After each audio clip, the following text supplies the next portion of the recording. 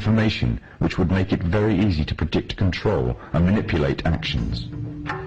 However, there is a gap that the Masons need to fill in. By using hard currency, an individual can evade detection and vital information is lost since hard currency transactions are untraceable. As a result, moves are being made to replace hard currency with a system that relies totally on electronic funds transfer. In other words, a system that relies totally on cards. Trails in Swindon have heralded the first signs of a move towards the introduction of smart cards and electronic money on a national scale in the UK. The Mondex scheme is pioneered by NatWest and Midland Banks and British Telecom. Inside a smart card is a microchip which calculates every single transaction, not only financial transactions, but records every single thing for which it is used. It can serve as a credit card, a building society passbook, library card, travel card, phone card, and quite possibly an identity card. Although an identity card would reveal much detail, it would not be able to locate any one person precisely at any given instant time. This would require some sort of tracking device that could be put on and detected wherever that person may be on the globe.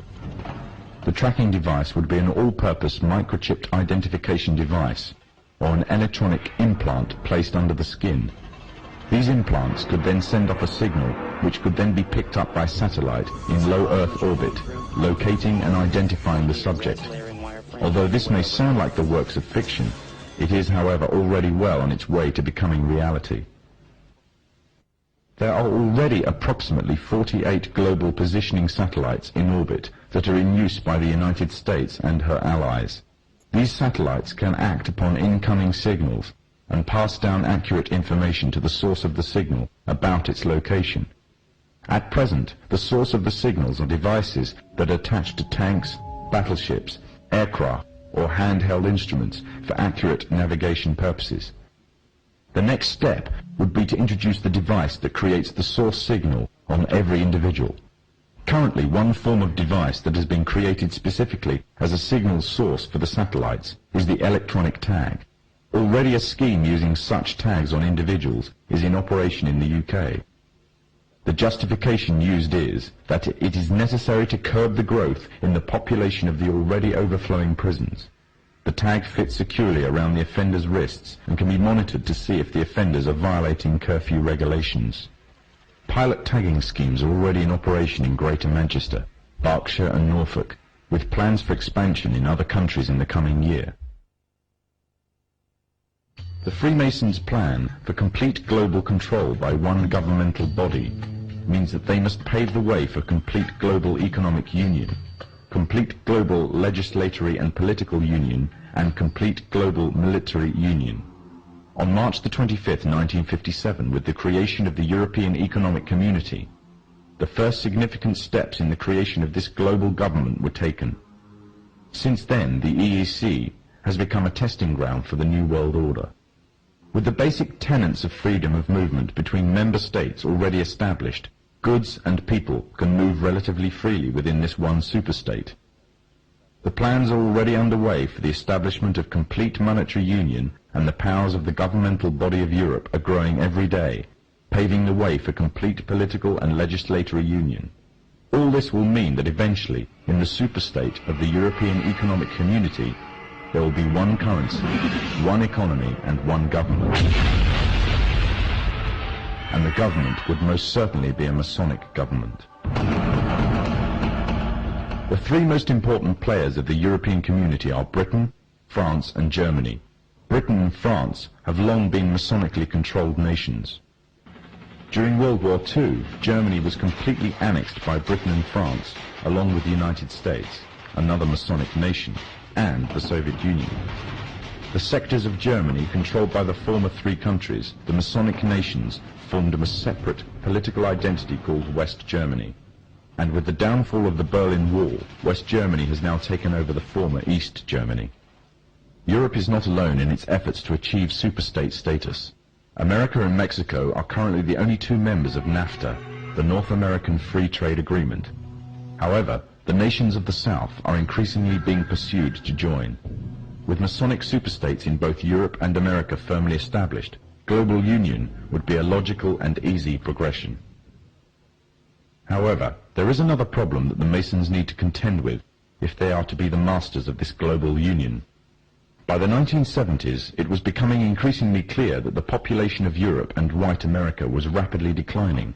Unless something was done, the expanding size of the population of third world nations would pose a serious threat to national security of Masonically controlled countries. Western consumer power and productivity would reduce, and as a result, they would be completely dependent on that of the third world population. Somehow the gap between Western population and third world population had to be a bridge to restore Western supremacy, or more precisely, Masonic supremacy, at a global scale.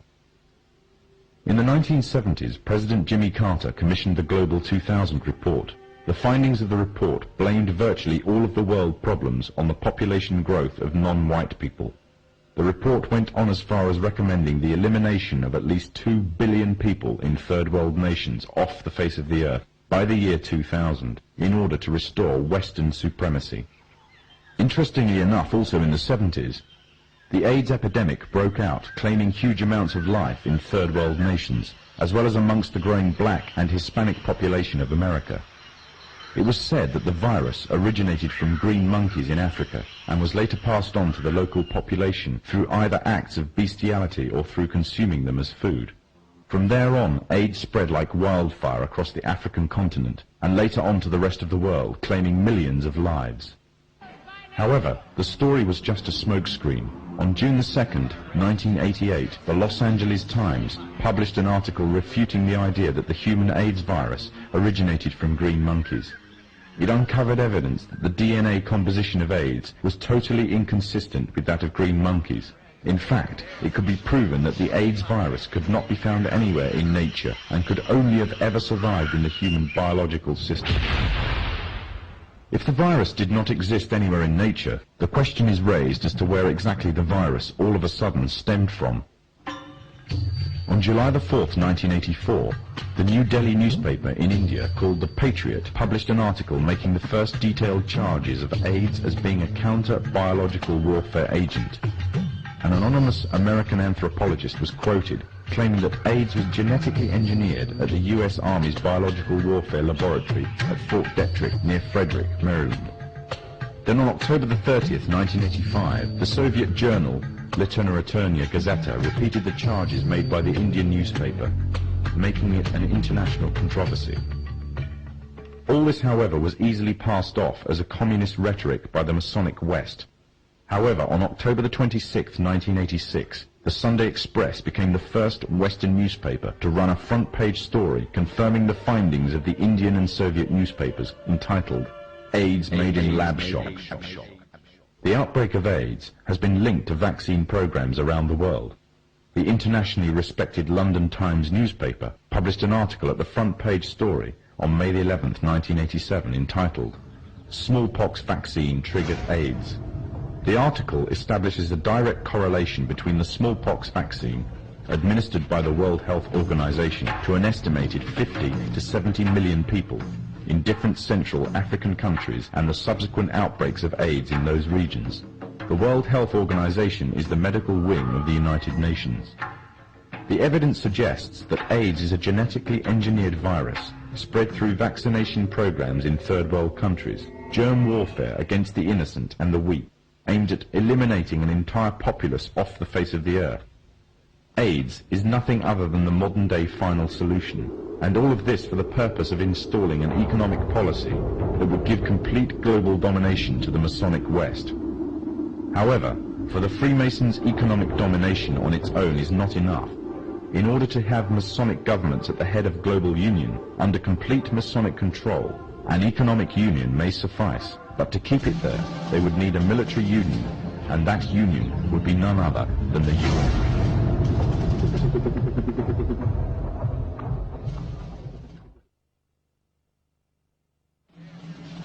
The United Nations is a general assembly of the majority of the nations of the world.